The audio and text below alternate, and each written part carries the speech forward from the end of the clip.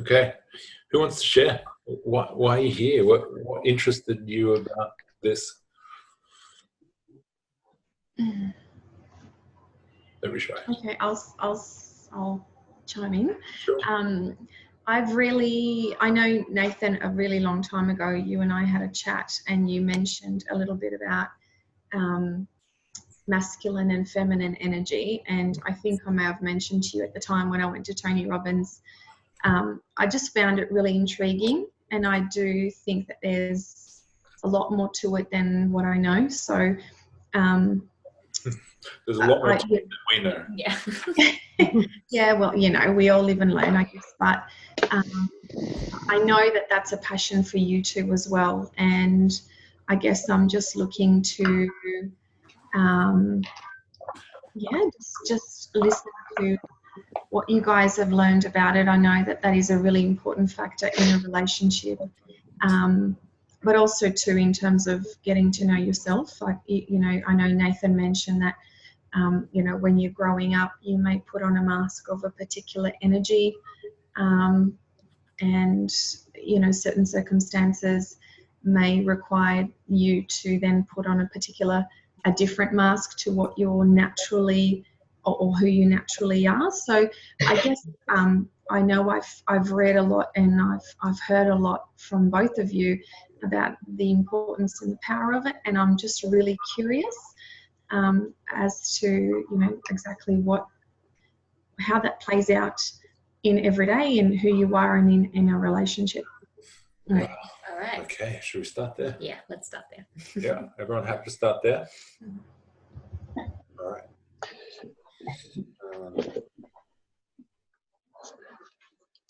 Let's start with the analogy of the masculine energy and the feminine energy. So the way I like to think of it is the feminine is kind of the ocean.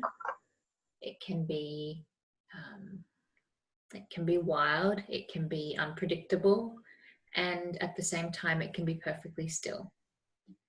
The masculine energy, I feel, is very well represented by the rocks that line the shore of the ocean. And no matter how much the waves can thrash against the rock kind of just stays there and it doesn't move. And it stays strong and it stays grounded. The feminine energy, it flows with emotion. So there's no distracting the feminine energy, because the feminine energy takes it all in stride. Because there's no distraction. It's multitasking. It's spontaneity. It's someone heavily in their feminine energy can you can ask them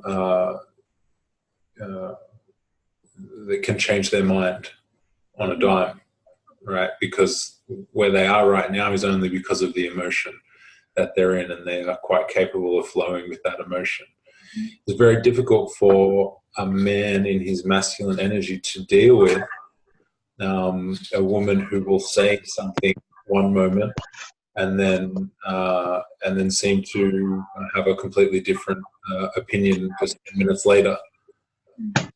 And if a masculine energy wants to kind of base things on what they said, then they're going to find themselves being frustrated at this, because the masculine energy is feminine energy is Mother Earth. Yeah, well, it's anything that's radiant, anything that's alive, anything that's relaxing, that's moving. So things like Mother Nature, so being in nature, that's very feminine energy. They say, music, feminine energy, because it moves you, it gets you into your body, it gets you feeling things. They even say beer is feminine energy because it's alive, right? So they're saying this is why men are so attracted to beer, because it's actually very feminine energy. So it's anything that gets you out of your head and into your body is feminine energy.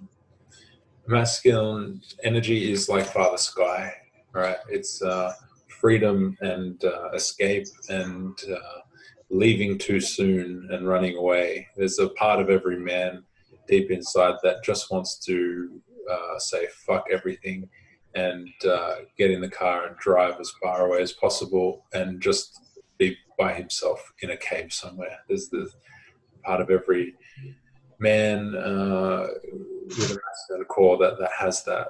I think the important part to start off with is to remember that that masculine and feminine energy is present in everyone.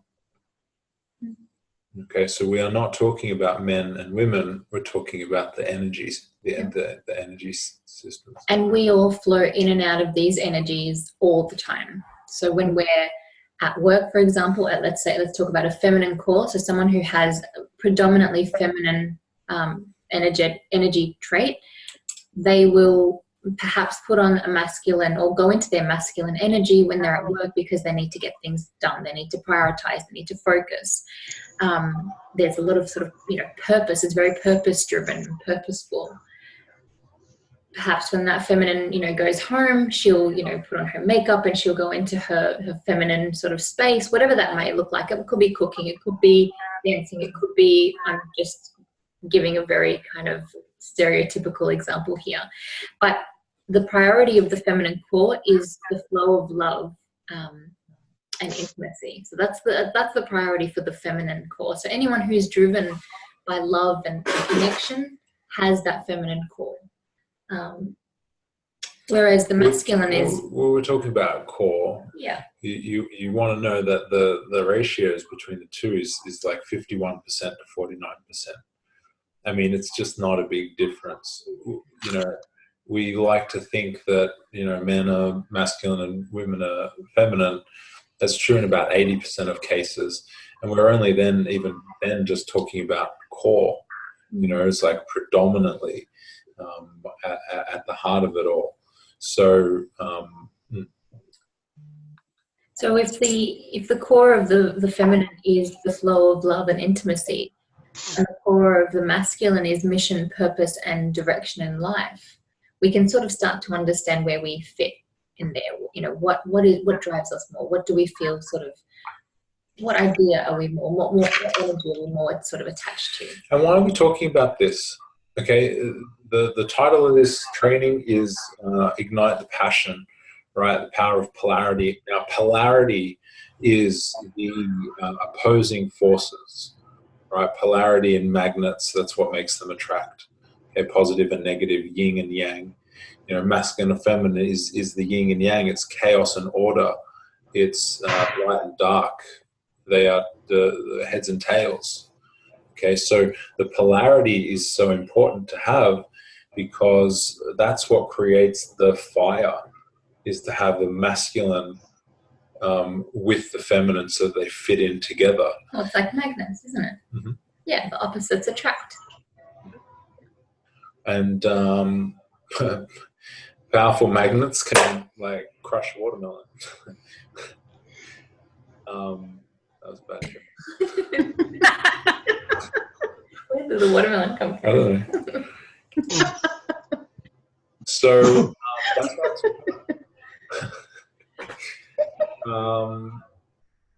we'll YouTube that later. Yeah. Where did this watermelon come from? So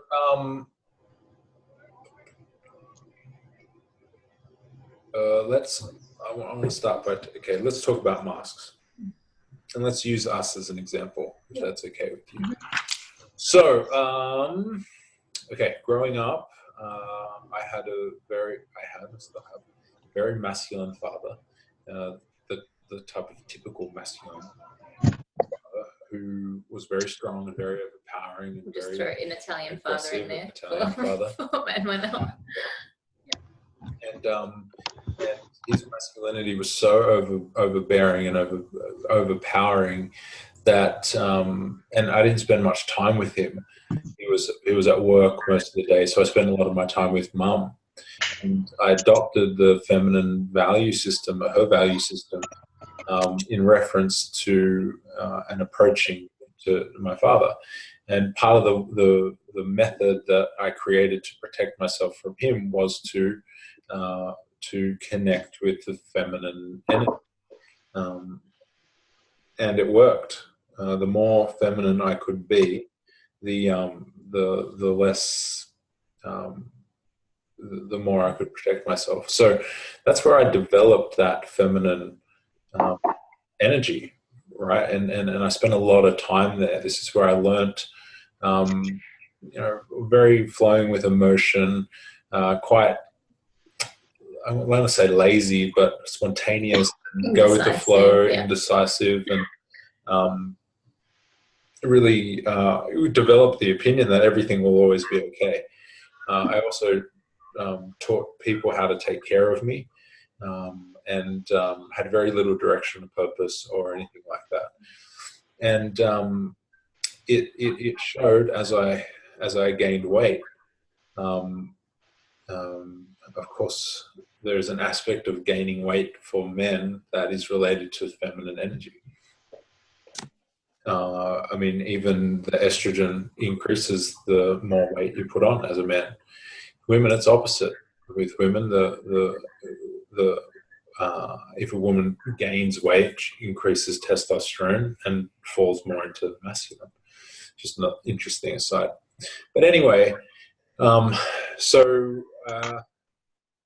what happened then was, as I kind of got into high school, I realized that I needed to be a certain thing to fit in with the boys, right? Just in order to be accepted by them. So what I did then was to put on a masculine mask.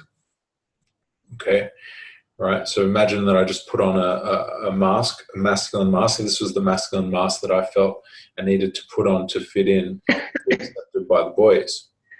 Of course, it was an immature masculine mask. It was not a mature masculine. And then I kind of got to the point where I was thinking about girls and figuring out how I can get close to them. And what I found was that the masculine, I was watching, the masculine mask didn't work with boys. It turned girls off, that little immature masculine. So what I did was reconnect with the feminine and put on top of the masculine mask a feminine mask, right? Which was what I used to bring girls close to me and pretty much lock me straight in the friend zone, almost like the accessory type thing. Never a relationship, because at that point there was no polarity, right? So I'm putting this mask on top of mask on top of mask, and then eventually down the line, after continuing to put these different masks on top of one another, I mean, I'm totally lost within a collection of different energies that I don't know which is which. And of course, I went on a journey and I lost over 100 kilos. Now, rewind a bit, Moret and I had met at uni, and I did the same thing I do to all girls, which was to become friends straight away and join in the feminine energy, because I was really good at that. Really charismatic, really charming, smile, funny. Very predator energy. And of course, I was such a big guy that I kind of shrunk myself down. Mm-hmm. And that's where we met. Now, of course, there was zero attraction, zero kind of polarity, because we were kind of coming in at feminine. Mm-hmm. So then I went and lost all this weight, went to the gym, trained like crazy, and then had all these big muscles. And then by the time we met again, my masculine mask had come back and was like at an all-time high. And that was when I looked at Moret, and Moret looked at me, and things like sparked. Now Moret has to tell the other side of the story. Right. So for me, growing up, I grew up very, very, very feminine little girl. Loved dresses, loved dancing, loved being the center of attention, loved, being the little entertainer in the family.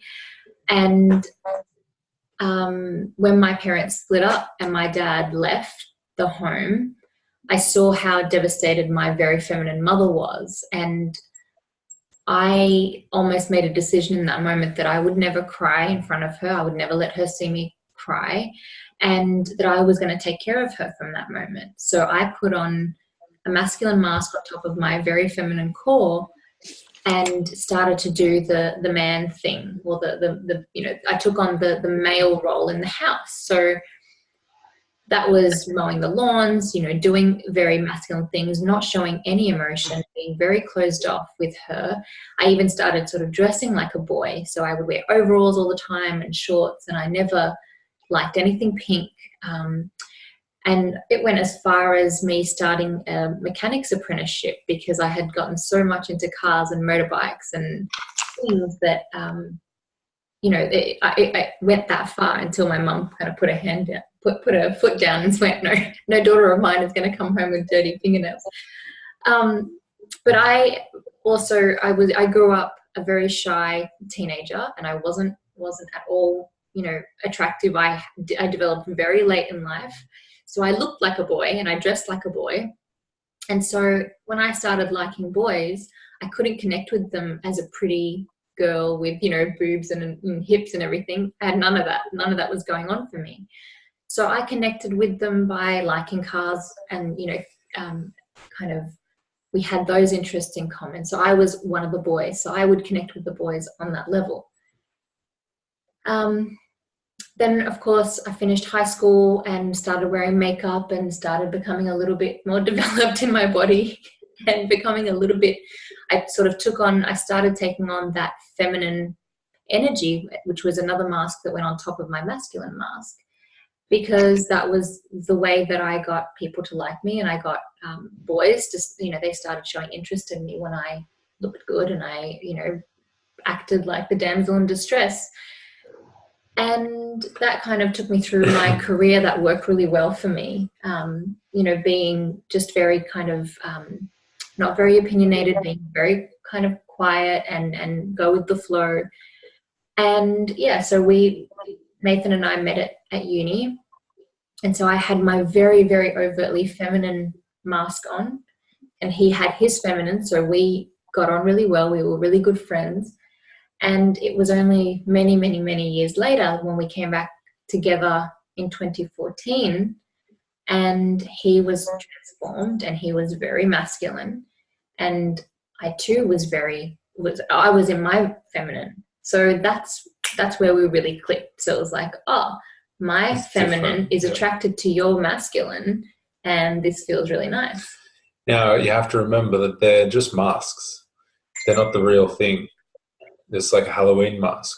So the mask that I was wearing, the masculine mask, was attracted to Maret's mask. It was like two images attracted to each other, while the real truth of who we were was hiding in the shadows somewhere behind multiple different masks of this feminine, masculine layers and layers and layers. We didn't know who we were at our core. Let's fast forward a little bit, and what happens is we move in together. Okay, now we're in a relationship. Now what happens when you move in together is you spend a lot of time together, and you cannot hold up the falseness. You can't hold up the act for too long. So eventually what would happen during times of stress, aka always, this is the dressing gown crew. I love it. I'm really jealous, and I wish I had mine. And mine's white, so we've got a couple of blue ones. We've got a pink one. I'd be the white one. Next week. I've got jersey on. Like, I feel like I'm missing out. This is just a hangout. This is cool. I'm gonna wear. I connect with the boys. See, like. So where were we? So okay, is everyone finding value in this? By the way, keep going. Oh yeah. We can unpack the story as we go, and if you have any questions, just ask. But I think it's quite a valuable little story that we can take you on, and you can just check in and connect at any point as it relates to you. So we moved in together, and what happens when you move in together? Periods of stress. So Maret was working. So I had the corporate job. I was making probably a lot more money than you were making. It's fair to say that. I was away for like 10 hours of the day. And I had been really good at sort of taking care of myself, making sure no one looked after me, no one paid for anything for me. Can I tell you a story about the first time that we were out for dinner. And after we ate, Merritt went to the toilet, and I thought, okay, this is my chance. I'm the man, so I'm going to go pay. So as she was in the bathroom, I went and paid, and I was feeling so good about myself, right? And when she came out, she was like, all right, let's go, let's pay. I said, oh, no, it's all taken care of. And she lost it. She lost it. How dare you this? I didn't say how dare you. I just said, I don't need you to pay for me. Thank you very much. That was very nice. And but she I'm forced not doing me that. to And take I like half the money. shoved the money in his pocket, going like, no, I'm not letting you pay for me. Right. So I'm confused, right? Because I'm like, okay, the man pays, but now I'm getting this. So I kind of made the decision right then and then. I said, I'm never paying again. I'm just going to go the opposite. Like this chick can take care of herself, cool, independent woman. So this must be this new age thing. So cool, go. I won't tell Dad that I let her pay for everything, but like we'll just pretend it's all good. I paid half. I didn't pay for everything. I didn't pay for you at that point. Pay for half. But I did take on this kind of opinion that like I'm just not gonna. Yeah. It was very difficult to. I mean. Yeah, it's been very difficult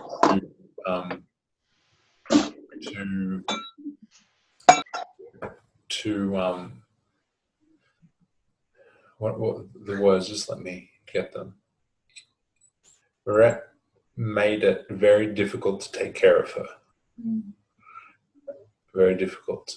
There's no opportunity, there's no space, and I felt like even if there were space, I felt like I kind of wasn't good enough to step up to that task anyway. So I kind of felt better off just leaving her to it, which means she ends up making the decisions, booking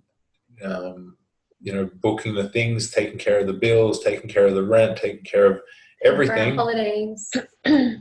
While I kind of took care of myself.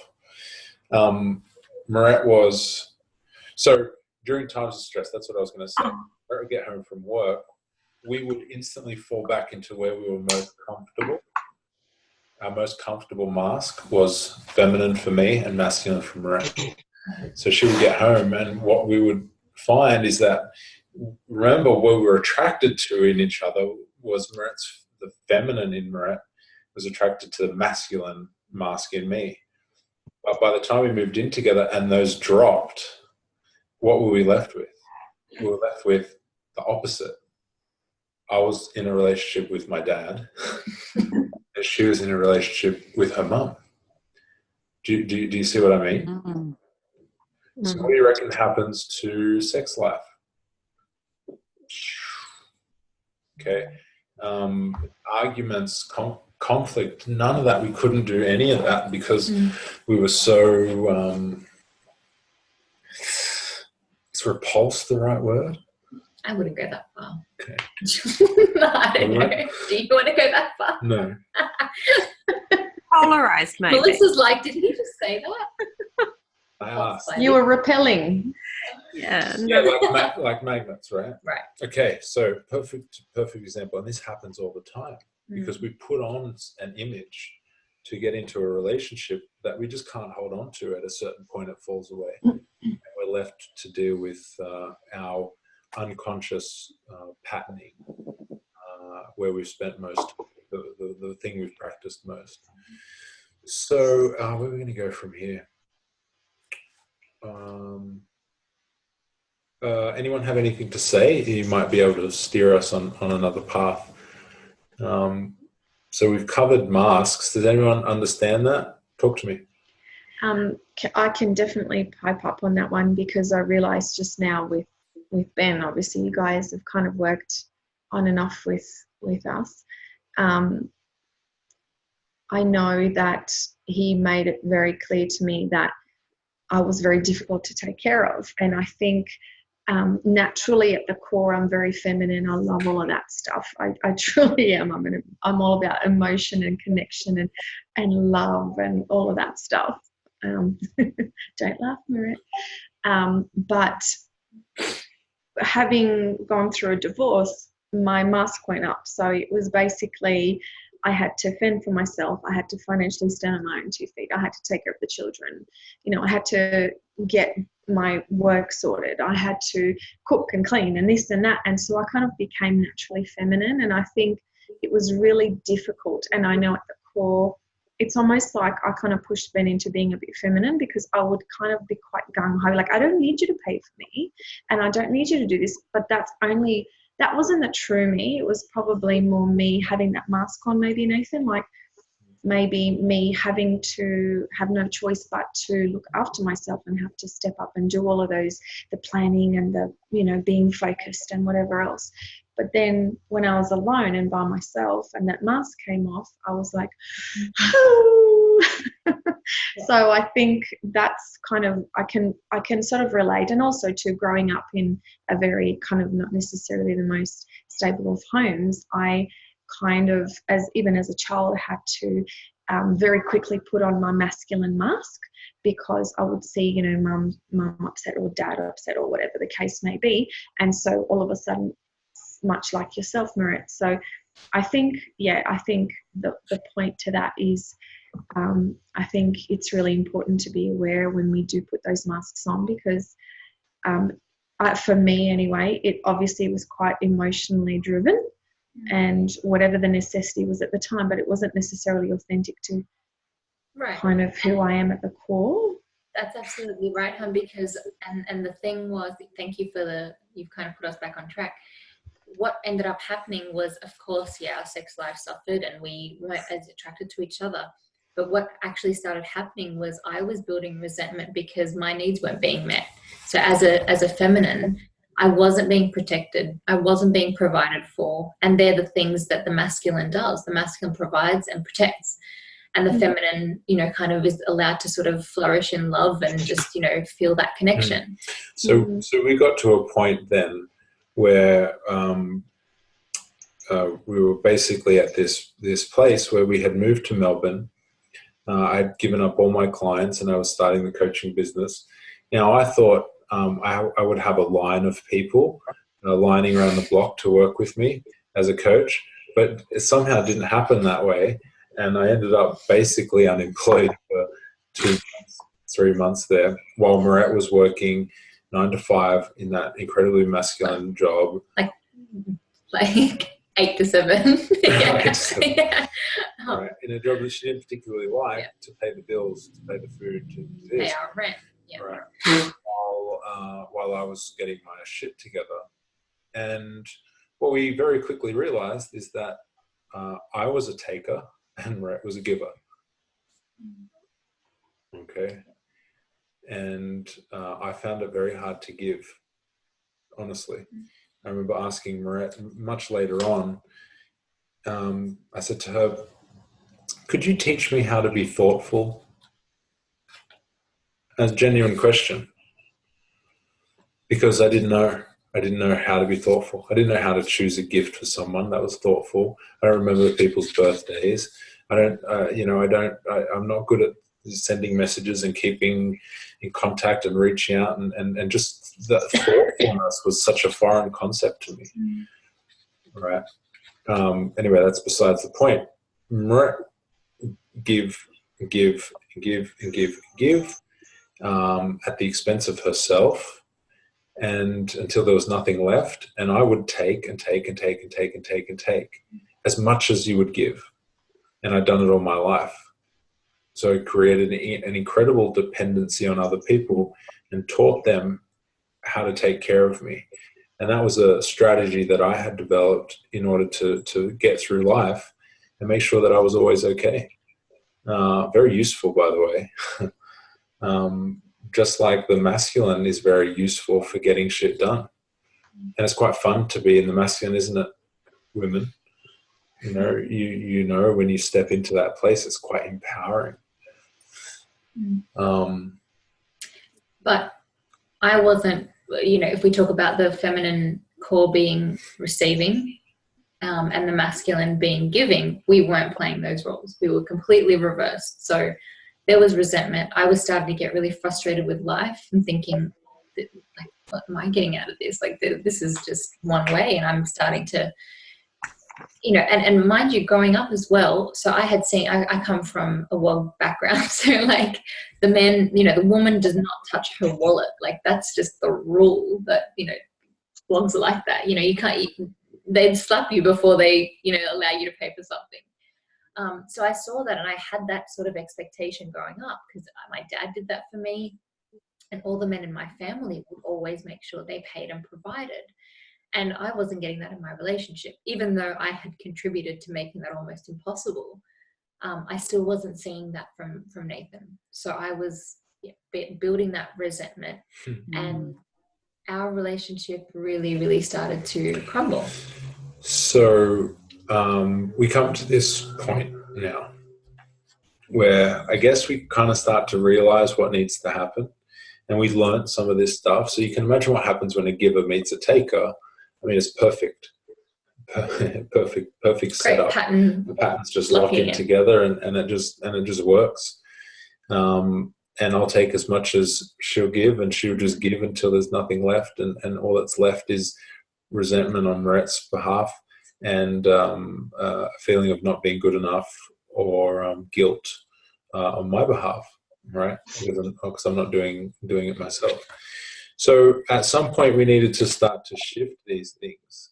And what that meant was that I was required to step up and learn more about the masculine, to develop that side of me, and to evolve and initiate myself from boy into a man.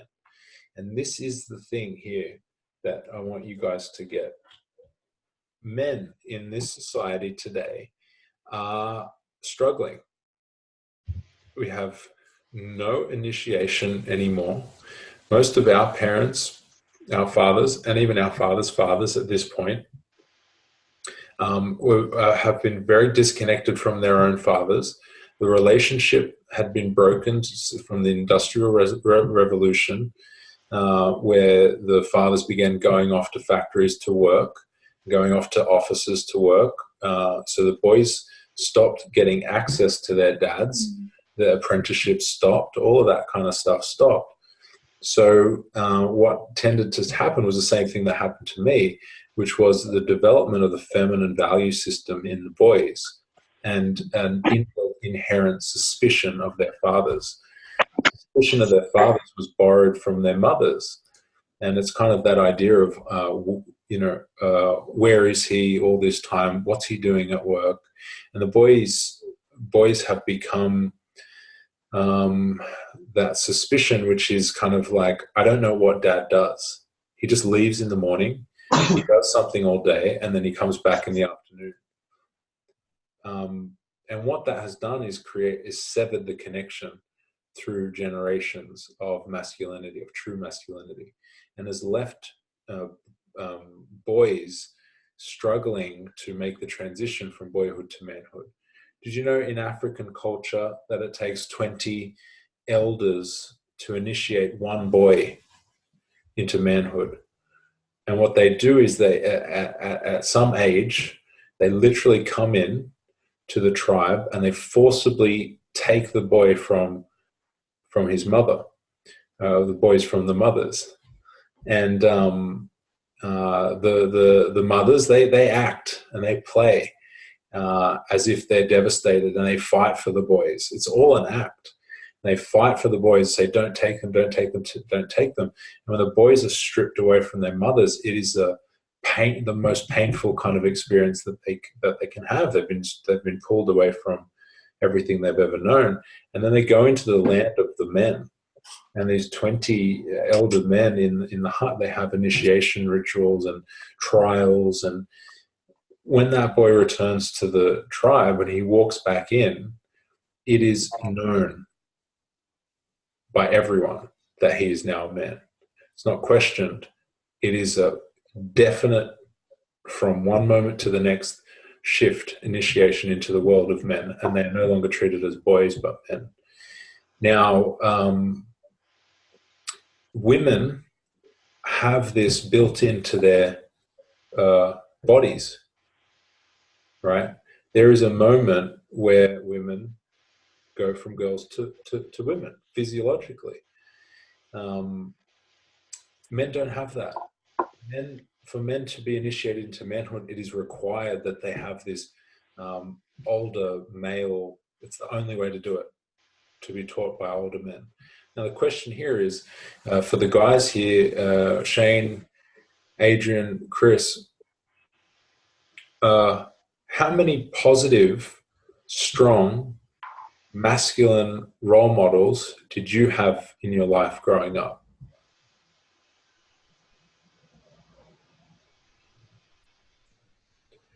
And one, most guys will say one, and I'd say one, my dad. But at the same time, I'm not so sure. He was definitely a masculine role model, but was it a mature, masculine, positive role model? I'm not so sure, because I know that his connection with his father was severed, and that thing that I just spoke about is true for him as well. Meaning that we have a lot of men running around with man-sized bodies, but who are children on the inside.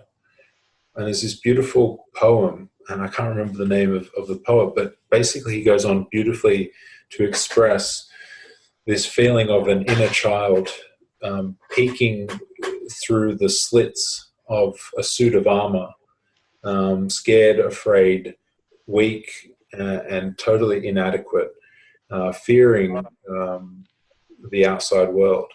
And this is what happens when we put this kind of mask on, this masculine mask, and we go out into the world to protect that inner child. I went off on a bit of a tangent, but I think why I did that was to give everyone a little bit of insight into what men are facing right now. And can I add to that? Can I just take maybe 5 minutes to talk about emasculation of men? Because this is something, and I think there's a majority of women here, so I'm kind of talking to the girls, but gentlemen, I'm sure you'll be able to relate to some of this. So the emasculation of men, it's basically the act of diminishing a man. And we do that when we're in a place of feeling unsafe. Whenever we feel unsafe, we have these little strategies that we do to emasculate men. This actually forces a man to treat us in the opposite way to his nature. So instead of wanting to protect us and keep us close, he'll actually push us away rather than want to, be intimate with us or be close to us. It can cause a man to treat us with disdain and sort of with suspicion, because we're not making them feel so great about themselves. It's basically what I'm trying to say. And I really want to reiterate that the reason we do this is out of fear, and not just out of fear of, not necessarily for our safety, but just out from that feeling of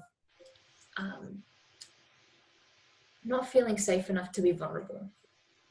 So when we feel that we can't be vulnerable with a man, this will kind of contribute to this problem of emasculating them. So when I talk about emasculation, how do we do it? There's a whole bunch of, I've got a list that's like 25 dots long, but I want to just take you through some of them because they're really... Did someone say something? Mm-hmm. No? So yeah, I just want to take you through some of them, because when I discovered these things, I realized I had been doing almost every single one of them. And what that does is either force a man to go into his feminine, which is the last thing that we want, or he'll challenge us with masculine and kind of reject us or push us away. So we emasculate men by withholding appreciation, withholding admiration, withholding sex. When we don't let them impress us, when we act like, oh, whatever they do, it's just like, yeah, whatever. It's not good enough.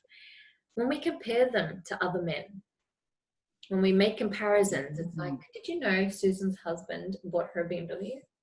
She's so lucky, that woman. She scored herself a great catch. Mm. Saying, we all, please, I'm the Like queen the of barista these. is so funny. Oh yeah, he got me a free coffee this morning. I used to do that all the time with Nathan. Like the barista. So tell me more about this barista. Just let's just talk about the barista for this whole. That would be great. Not trusting them when we treat them with suspicion, that's emasculation as well. When we assume that the things they say to us are insincere. So if they pay us a compliment, we're like, yeah, all right, you just want to get in my pants, or something to that effect. When we don't need them for anything that's important to us.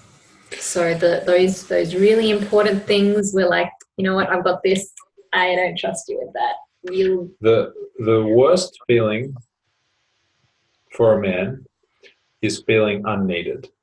It's probably the worst thing possible. Now, I'll put this to you, for the men out there. Let's be really honest. There is nothing less attractive than a woman that doesn't need our help. Flat tire. Who do you reckon is the one giving the instructions and taking charge? Not sexy. Not sexy. I know. I'm the same. That time we were driving in the car and Brett was like, hey, what's that? What's that sound? It sounds like the fuel belt radiator fan thing. What? Hold it. Just pull over. I've got a screwdriver. She ripped it out from said, somewhere. Your car's not idling properly. Let me just jump in and that's all gibberish to me. And she said, pull over. She pulled out a screwdriver from somewhere. She said, I'll fix it. I said, you're not touching my car. I know one thing. It's that you don't let women touch your car, right? Meanwhile, I didn't know what the hell was going on. But that's just an example. The worst thing for a man to feel is unneeded. Now, let's just look at these two comparisons here.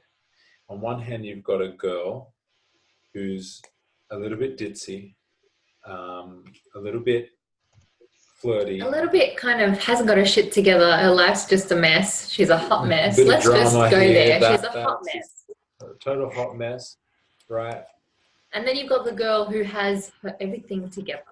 She has her life in a spreadsheet, Excel. I've got the app for that. I've got everything planned. I got the money. I got the nice car. The everything. Who's got like 5 men running after them? One of them. There's no shortage of men who are just falling over their. I won't say anything. No, they're just falling over themselves to just give all their money and all their everything and buy them cars and help them, because that's what men do. That's what they want to do. That's what they have to do. Provide and protect. That's it. They're the drives, right? So you've got the other one. The man looks and says, "Well, where can I fit in to that life? Where's my place in there? What would she actually need from me here? I can't see it. If I can't see it, then I can't see myself there. There's nothing for me to do. I'm not needed." Mm-hmm. And that is, a man won't even go there.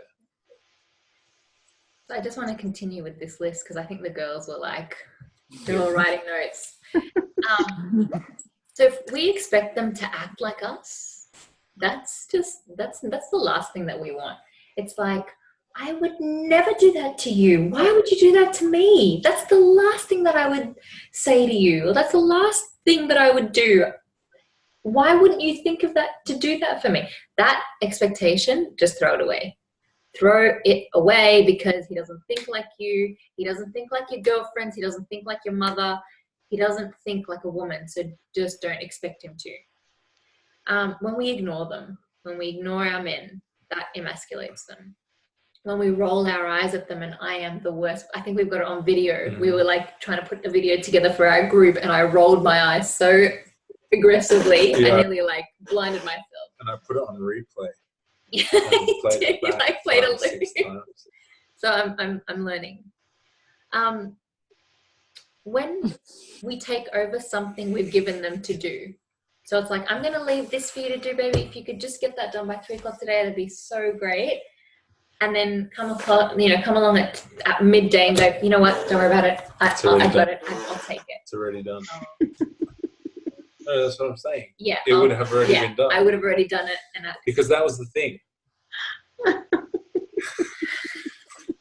That was the thing here. There was the feeling that no matter what I did, it wasn't good enough. That's a horrible feeling. Yeah. And at this point, do you mind if you can come back to the list then? Yeah. I'll come back to the list. So at this point, we had to shift things, right? Like, because I was learning about masculine and initiating into the world of man and stepped up. I think, what was that I asked you to call me one time? You're going to share that in this group? I said something like you would call me something that I didn't want you to call me anymore. And I was like, anyway, I can't remember. Great story, Bob. Anyway. But I was going through this whole thing where I was like, I want you to call me your king. Oh, like, yeah. I want you to call me, don't call me Kroll the Warrior King. Who's me, watched How to Lose a Guy in 10 Days. Call me Butch or Spike or Kroll the Warrior King. You know? No. Does anyone get that reference? Anyone? Yeah. Okay. The girls are like, yeah. That's a movie reference. Not Princess Sophia. She was big Princess Sophia. That's another thing. Oh, yeah. So I've got it right here. If you demean their virility, if you make fun of their manhood or, how good they are in bed or how bad they are in bed. And here's something for the men too. All right. Stop talking about your dick in a negative way. Yeah. Like, that's a serious one. Stop disrespecting the dick. All right, we got to treat it. I know I have a smile. I laugh. We're all smiling and laughing. But I'm being serious. I was called out from by a mentor of mine that I respect immensely, who's incredible in the men's space. And I made a Facebook post once that I had a line in there that said I look like a dick, or I have to get over the fact that I felt like I was like a dick. And he just sent me a message and he's like, mate, I just want you to just be aware of using a language around that. Because we do it to ourselves, man. We castrate ourselves in this really subtle way. But anyway, that's besides the point. I just wanted to finish off the fact that when we made the decision that we had to start evening things out, I had to step into my masculine and Marette, to allow Marette to be more vulnerable and fall into her feminine core so that we could both realign and let go of all the masks. It was a dance. And it was a dance that took a long time and a lot of butting heads. Because you can imagine if Marette's occupying this space of the masculine, making the decisions and not trusting me with decisions, at some point she's going to have to trust me with something and be willing to accept me fucking it up. And if I went to step up and Marette hadn't stepped down, then we would clash here at the masculine. And that was not fun. If Marette stepped down and I failed to step up, then we clash here at the feminine and I've let her down. And then she rushes back to the masculine. Right? So it's this continuous dance that we had to play. And we used each other to measure ourselves and teach each other how to do it. But it took a long time. We're still even working through that. Like, I know if we need to get somewhere, I'm driving. That's kind of it, right? Like, if we have to be somewhere on time, I'm always just grabbing the keys and I'm driving. Again, it's just like we you still. You didn't even know that. You see, Aww. Driving is like... We don't have 25 minutes to talk about the driving. Right, okay. We'll leave the driving. But so the benefit of is, not emasculating men is that they actually become protective of us, which is exactly what we want. As beautiful feminine creatures, we want to be protected. We want them to stand up and be strong in their masculine. And we want to kind of test them as well. It's like, I'm going to poke and prod you and see what you do. Now, this is a woman's job, man. The woman's job is to test you, is to push you. She's going to do it non-stop. It doesn't stop. You wouldn't want it to stop. You want a woman who will test you, because what they see in you is the maximum king full potential, right? And they will test you whenever they feel that you're not living up to that, right? So that's the whole point, right? But we bemoan them and say, oh God, I wish she was just easier. I wish she would just I wish she would stop nagging me. I wish she would. It's nagging is also emasculation, just saying. Right. Yeah. Okay. That's yeah. it. But you know what I mean? Like, I wish I wish we didn't have. I wish it was just easier. I wish she was just. I wish it was just easy. Why did it have to be so difficult? No. You know, there was a moment when we were going through all this that. Do you want to tell that story about how you asked for? Right. So I had been obviously supporting us, and I have not spent money on myself at all. I hadn't even like gone to the hairdressers. I was like cutting my own hair. That's how how I was neglecting myself. Cut your own hair? Yeah. Of course you didn't know. You were. Anyway. So it got really bad. I wasn't getting my nails done. It was none of that stuff. None of it. There was nothing extra to spend on myself. I was just trying to keep us above water. And it got to the point where, after we were going through what we were going through, and we started to sort of share the expenses, and Nathan was contributing a little bit more, the opportunity came up for me to work with a coach, and I really wanted to. And she challenged me. She said, part of this challenge is to actually go and ask him to pay for this for you.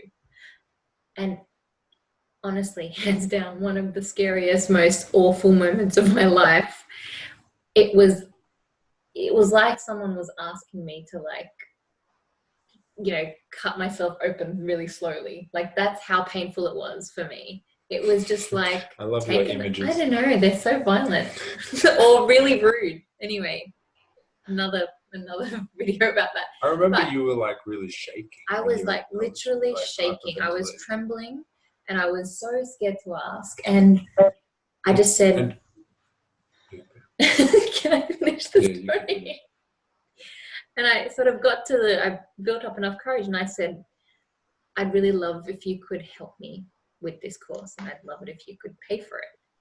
And it was like $900. Yeah. Which is like, at that point in our lives, it was more than. I was working at Coles. I was stacking shelves at Coles, making $19 an hour. And I was working at another food store, making another $20 an hour. But when she asked me that,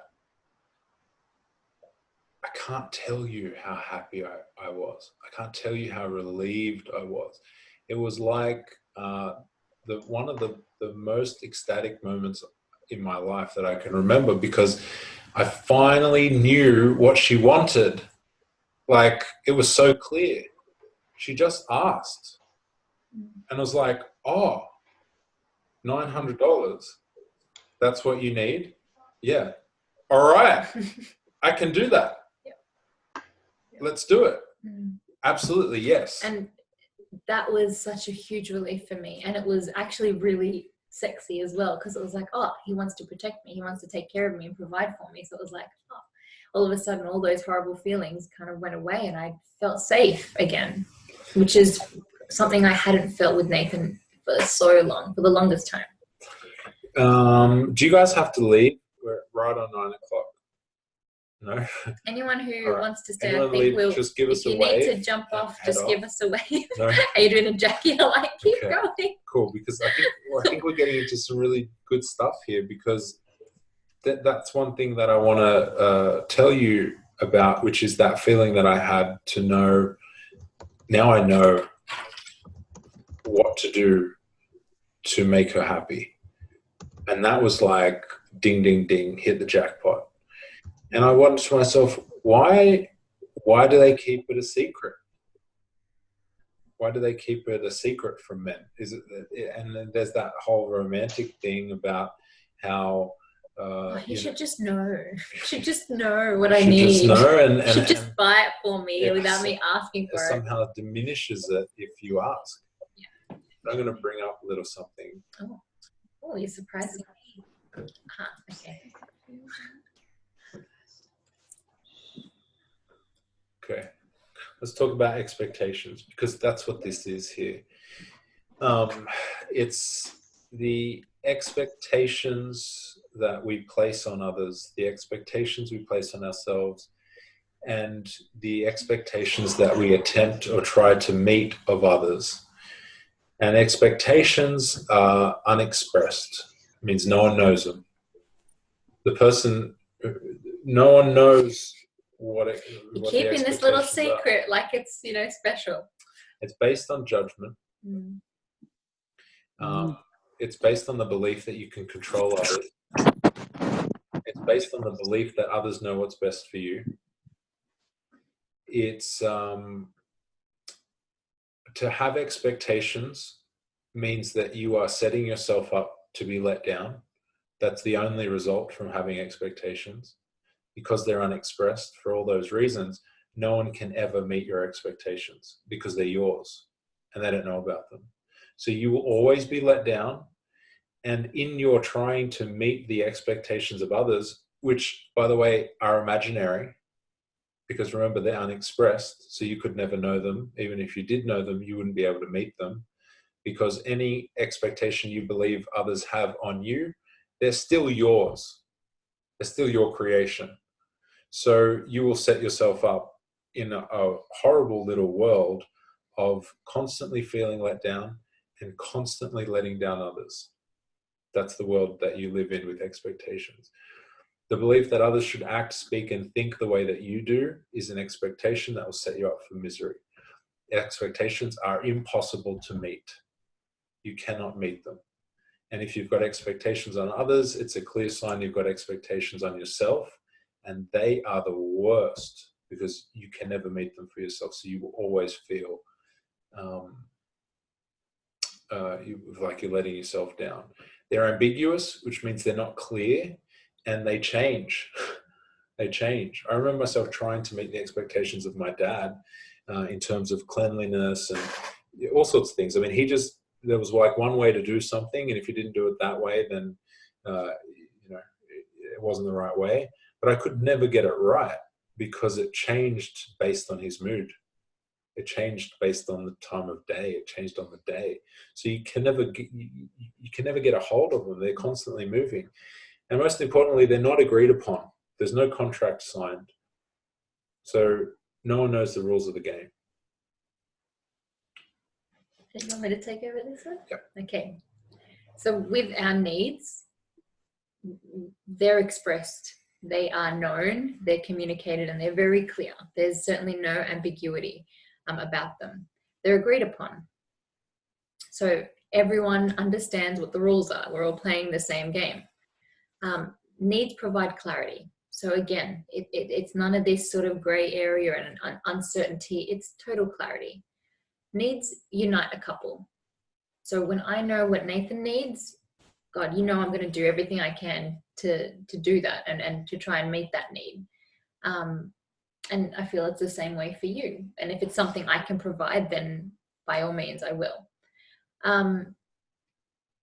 Needs are about valuing yourself, and they're about boundaries as well. So understanding your own needs so that you can express your boundaries. It's taking responsibility for yourself as well. It's making it, again, making it clear, making it known, and setting those boundaries. You're taking responsibility for making yourself happy and fulfilling your own needs. They're useful and they're constructive. So there's a reason for them, and they actually contribute to your life in a positive way. Needs provide a lot of freedom. And, we always say clarity. From clarity, freedom comes from clarity. And the rules of the engagement are clear. Like I said, everyone's playing the same game by the same rules, and there's no ambiguity there. We've got some chats going on. What's saying? Okay. Sorry, keep going. Cool. So, finished. Yeah, we're done. So it was important for us to share that with you, because that's a nice little way to start to wrap this up, which is when Maret came to me with a need that was clearly expressed, I was over the moon. Right. So think about that. Don't save it and try and, if part of your needs is that you need your man to take out the garbage when it's full, and that's important to you, and then you express that to him in the right way, and we might have to do another video on that. Yeah, I think so. Then if he knows that that's the Chris knows this because we were in the same presentation there,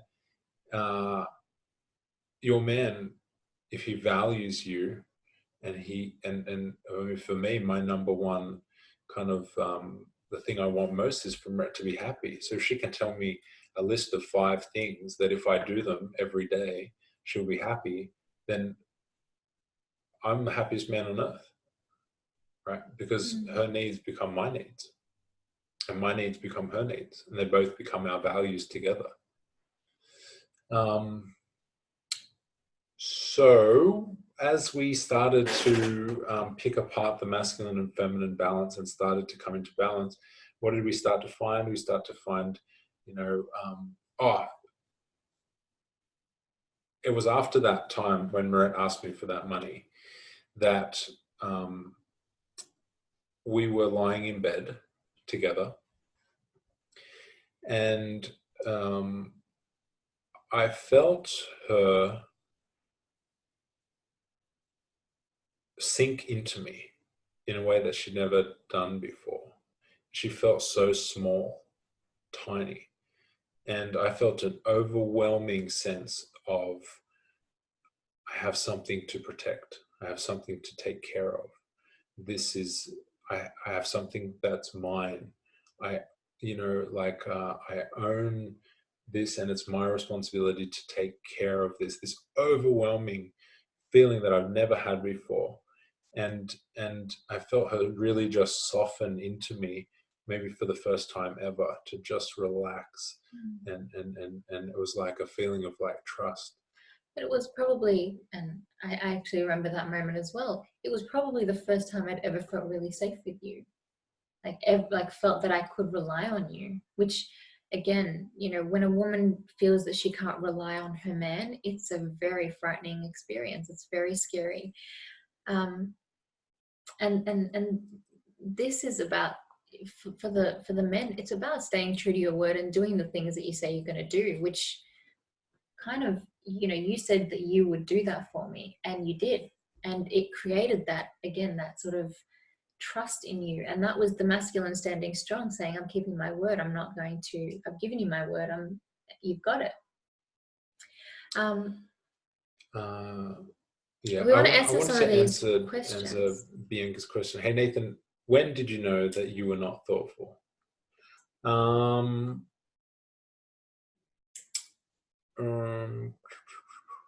That's a good question.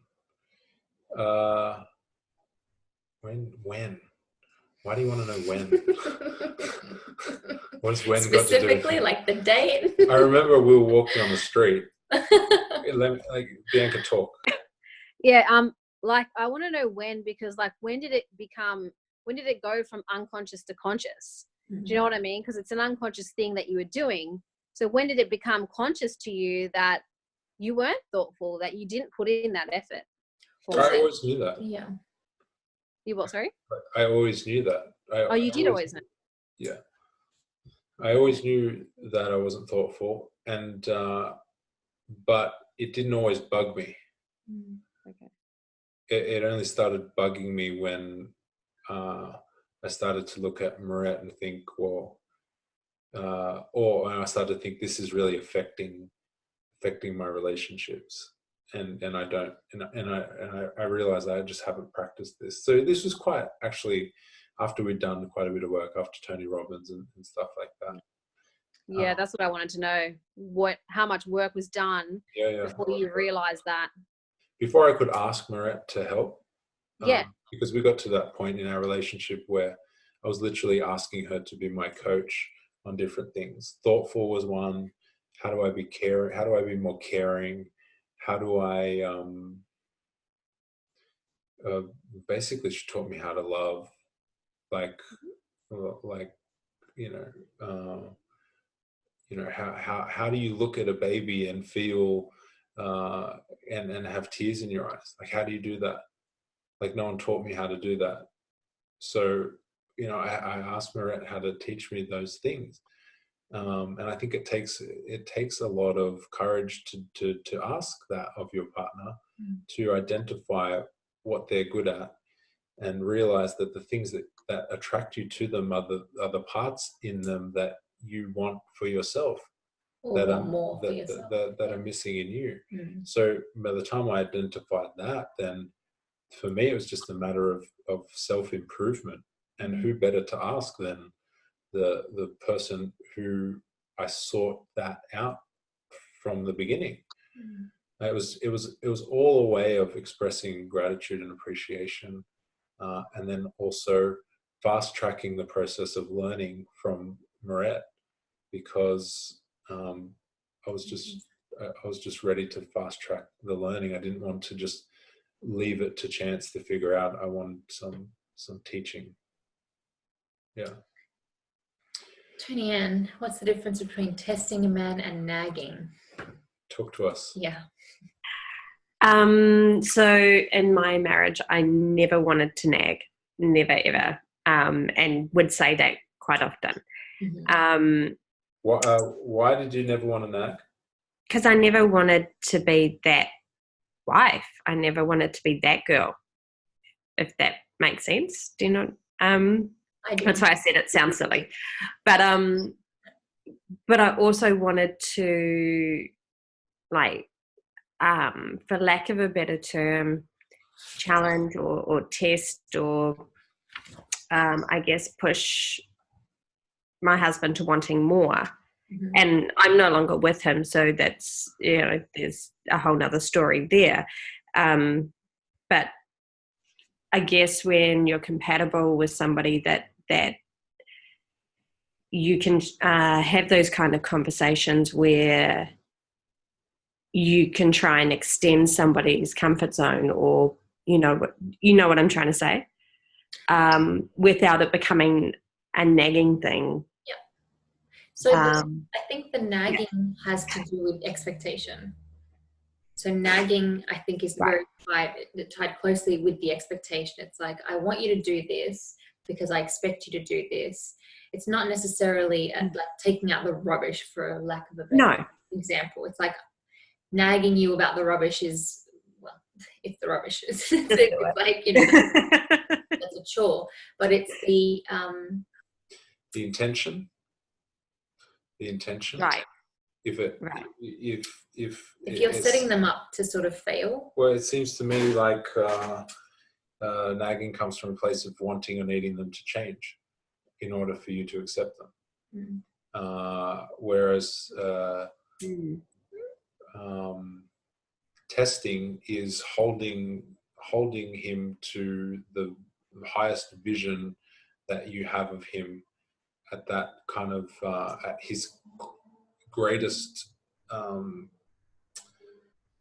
when you see someone at their greatest potential and you can't unsee it, and it's kind of like, why aren't you doing that? Like, I know that's there, and I should kind of trust you that you're going to get there. It's almost like upholding their standards, their high standards for them, and keeping them without the expectation, and totally from a place of love. Okay. And I also feel like a little bit that nagging in itself is defined by how you feel when you do it, more than the other person. So if you say to me, I never wanted to nag, that's a pretty, there's more to that. It's like, oh, you never wanted to be that girl, I never wanted to nag. So, and you would constantly say that. Well, it's like someone saying, I'm not fucking angry. It's like, it's funny, because in the defense of it, you're doing it. So like someone who's not nagging is not going to talk about how they're not a nagger. Right. Yeah. Obviously, there's some part of them that believes that they are nagging, and they don't want to be that, and they're avoiding it and running from it, and they don't want to be like something that they saw once. And then, unfortunately, the very thing they're most wanting to avoid actually ends up happening. Never do that. You know? Yeah. Okay, and last question, Kasha. Being in a relationship means being in service to each other. What if the other person thinks that means being a doormat, not understand the giving part? For me personally, I have to feel safe with someone to truly take off my mask and be in my full feminine. Is that a protective mechanism, or is that how the energies work? Feeling safe, absolutely. You know, the reason you go into the masculine is because you feel unsafe, because that part of you has to protect you. That's what it's there for. That's why we need the masculine, because especially as women, and especially as I've discovered very recently doing jiu-jitsu, I need my masculine to protect me, and I need to be in that space. You know, I actually did a live in my group today talking about how I'm still very much in my feminine. I'm doing a freaking martial art and I don't want to hurt anybody. Like, I'm really just like still in the nurturing. You know, people will be like, okay, this is how you do a headlock, and I'll put them in a headlock, but I won't finish the move. And they're like, finish it. I'm like, no, I get it. The mechanism is this. I can just do that. And then I do that. And then you'll be choking. And they're like, finish it. They'll force me to like choke them until they tap. But there's that part of me that's still nurturing, that's still soft. And that's the feminine that's kind of very much still there. Can I say this?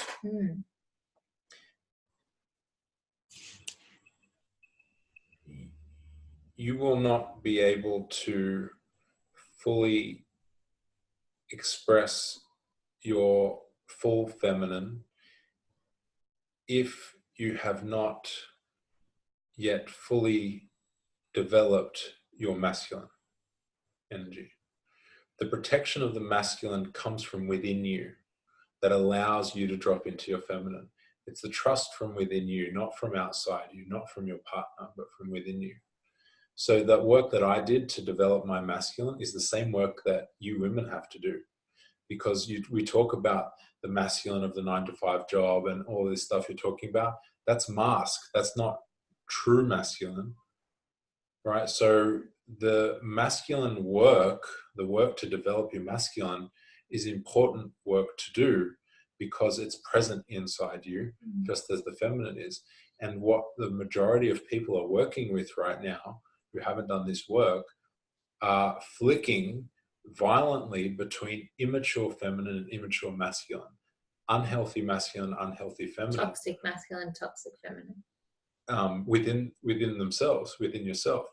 So and this is the clashes that you see, right? Like the two children in adults' bodies, both feminine and masculine. So the work is to develop your full true masculine and develop your full true feminine. And the full true feminine does not look like the stereotype of the feminine. It's not about makeup and high heels and sexy this and sexy that and divine goddess bullshit, right? Like that's all crap. That's all outward projection stuff. It's about, like Meryl Streep, right? Like that type of power that you feel. I mean, a woman in her full feminine is the scariest thing on earth. Men, like when you see it, it scares the shit out of you because like you have to really step up. It's the ocean, right? Yeah. Looks really enticing and beautiful and wonderful and attractive, but and then during a storm, the perfect storm. You ever seen that movie? Right. So, but that's what we want as men, and also what we most fear. So when you find a woman who opens up to that, it's like strap on, strap in. Strap on. Why are you so dirty? What's going on? Nathan. Every video, there has to be one moment where I have to take it. Is there a fantasy here? I think they call that pegging, by the way. What are you saying right now? What does that mean? That's when the woman Oh dear. puts a strap on and. Okay, I have a question. Yeah, thanks for the interruption. Go. I know. I was hoping. I was like, oh God, I need to. So when you said that as someone that's feminine at the core, but has often had to wear the masculine mask, you said that in order to become your full feminine, you need to mature in your masculine. Mm-hmm.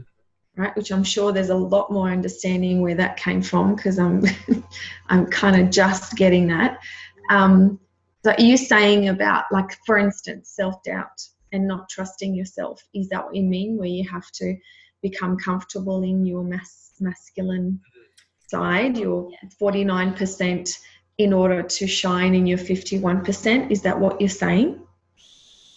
Yeah, nice point. It's like,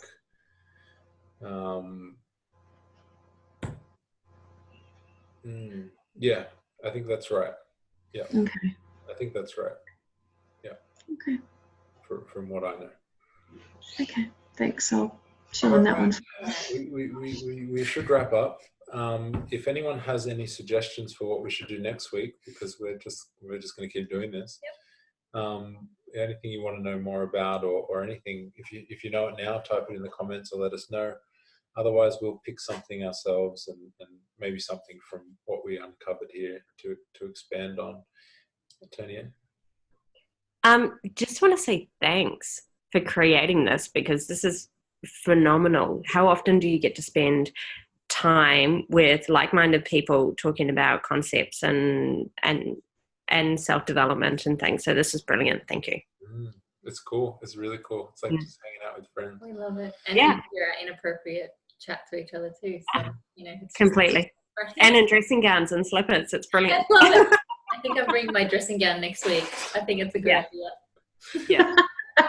Dressing gown party. All right, guys. Thank you for sticking with us as well. Everybody's Melissa, I've seen you there. It's like the Brady Bunch. You're right in the middle. Yeah. But it's Adrian good to see as you. well. Adrian, hey.